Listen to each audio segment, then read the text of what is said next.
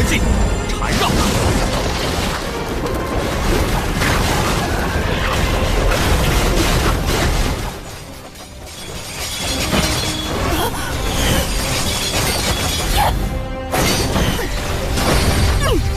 天使圣剑。 Halo kawan rebahan, balik lagi sama gue Frank. Gimana hari ini? Semoga kalian semua baik-baik aja ya guys ya. Seperti biasa di hari Sabtu, kita akan melanjutkan pembahasan alur cerita dari series Donghua Soulen episode terbarunya. Tepatnya episode 247. Di pembahasan minggu kemarin, meskipun terjebak di dalam sebuah dimensi milik harimau kegelapan dan membuat dirinya kembali ke usia 6 tahun. Tapi dengan bantuan senjata dari Sekte Tang, Tang San berhasil mengalahkan harimau kegelapan serta menjadikannya sebagai Chenro keempat Palo Haotian.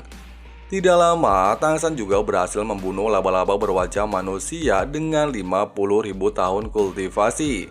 Selain menjadi Chenro kelima Palo Haotian, tulang roh 8 kaki laba-laba Tang San berevolusi ke tingkat dewa berkat bantuan dari cahaya dewa laut.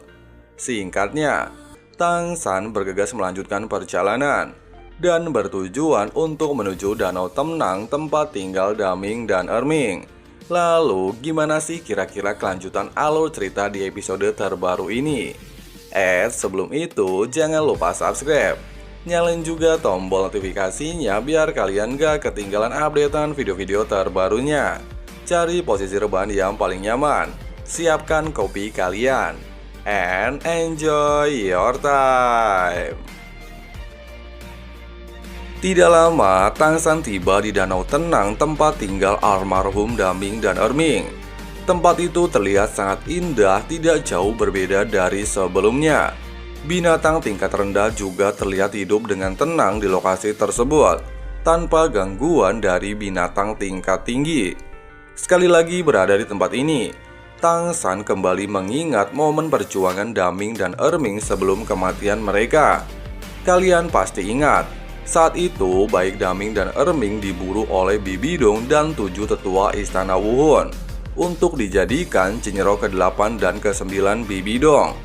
Meski mereka mengalami luka yang sangat berat, bahkan sekujur tubuh mereka dipenuhi oleh racun laba-laba pengisap jiwa milik Bibi Dong.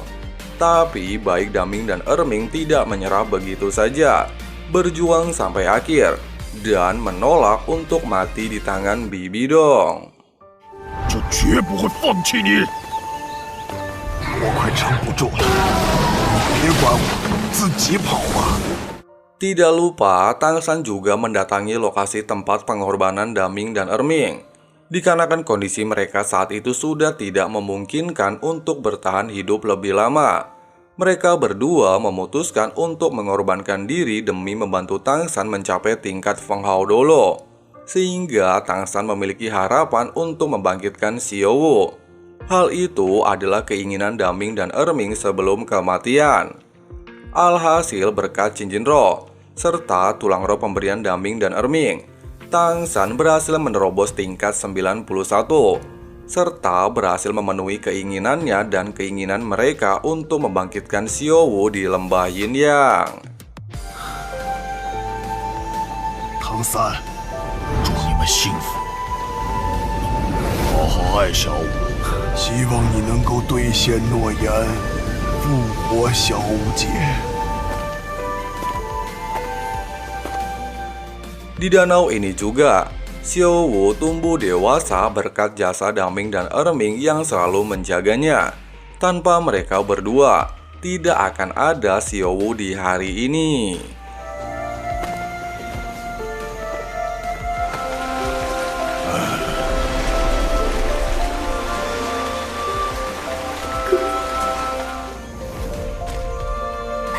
小五姐，路上小心。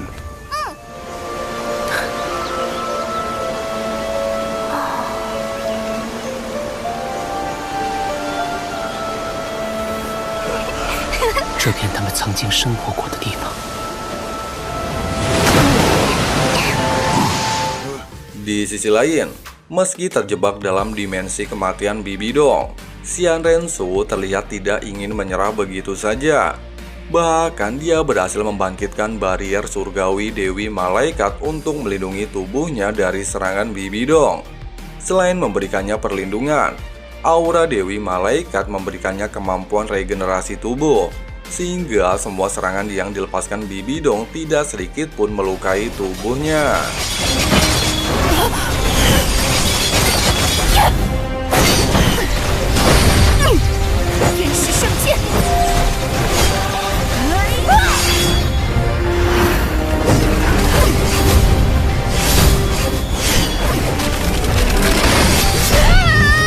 我会从你手中拿回属于我的一切，你我之间终会做一个了断。 Singkatnya, setelah Xian Rensu berhasil mengalahkan Bibi Dong, ujian ke-9 tahap ketiga akhirnya muncul, menunjukkan sebuah gambaran kekalahannya dari Tang San ketika berada di kerajaan Tiando, sehingga menandakan jika ujian terberatnya adalah Tang San. Tapi hal ini sama sekali tidak mengejutkan Xian Rensu. Pasalnya dia sudah menduga orang yang menggagalkan semua rencananya selama lebih dari 20 tahun dalam waktu singkat pasti akan menjadi halangan terbesarnya. Saat itu, demi menghancurkan kerajaan Tiando, Xian Doliu secara pribadi membuat sebuah rencana, mengirim Xian Rensu secara diam-diam masuk ke dalam kerajaan Tiando dan menyamar menjadi Pangeran Xinghe.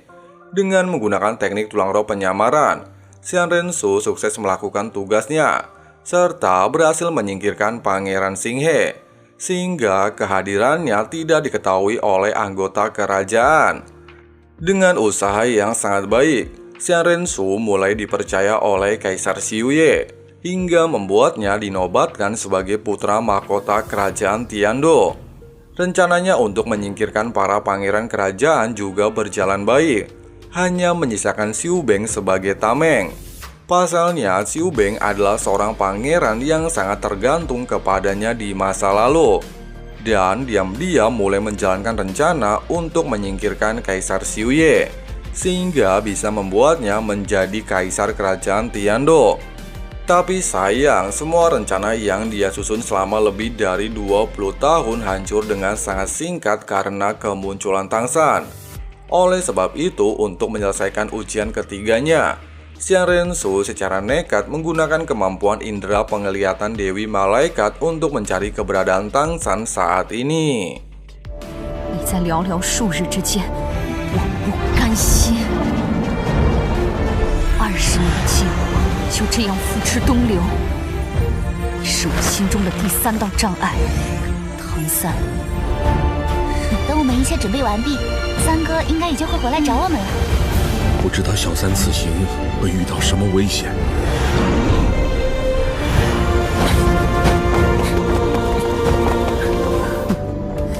我早该想到的，原来你就是我心中的第3道障碍。 Sementara itu, Tang San mulai kembali melakukan perjalanan mencari binatang roh. Tapi dia merasa sangat aneh. Sudah lama mencari, tapi kenapa tidak menemukan satu binatang roh pun? Oleh sebab itu, dia mencoba mencari tahu keanehan tersebut dengan menggunakan mata Dewa Ungu. 紫金魔童，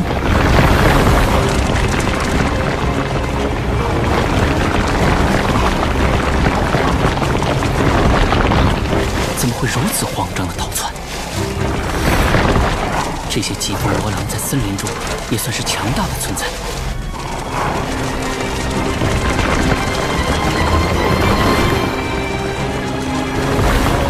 他们逃离的地方，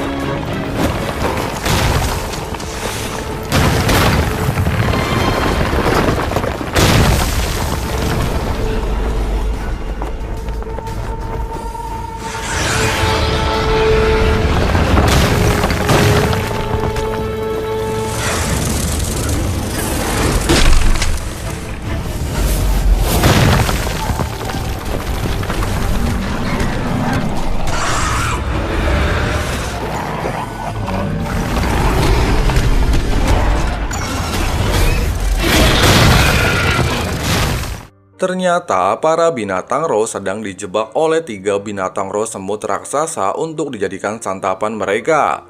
Merasa kesal dengan hal itu, Tang San mencoba untuk menggagalkan upaya ketiganya untuk menindas binatang lainnya.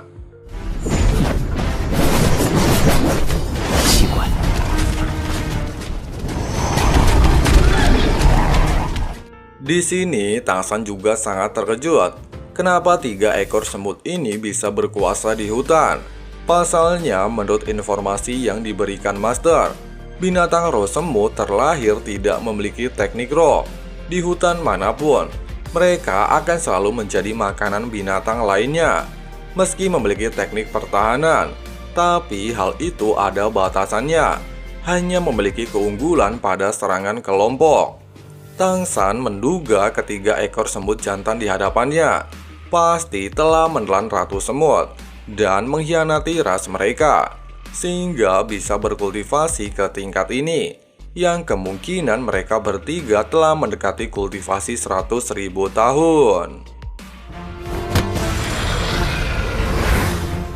恐怕已经接近10万年。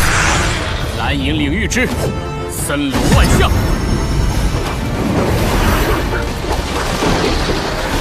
第一魂技缠绕。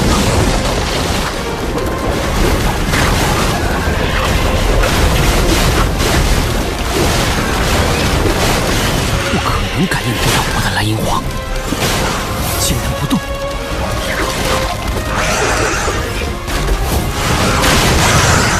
上当。 Nah, itulah alur cerita Donghua Solen episode 247-nya. Gimana menurut kalian alur cerita pada episode terbaru ini? Mirip kan sama spoiler yang Mimin berikan 1 minggu yang lalu? Coba tulis pendapat kalian di kolom komentar ya. Karena memang durasi video orinya sangat pendek, jadi sampai di sini dulu ya pembahasan kali ini.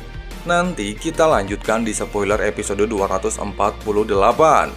Jika video ini menghibur, share ke teman-teman kalian supaya lebih banyak lagi yang suka sama pembahasan Donghua Solen. Makasih banyak yang udah nonton sampai habis dan jangan lupa subscribe. Nyalain juga tombol notifikasinya biar kalian gak ketinggalan updatean video-video terbarunya. Di sini Frank pamit. Sampai jumpa di video-video selanjutnya and bye-bye.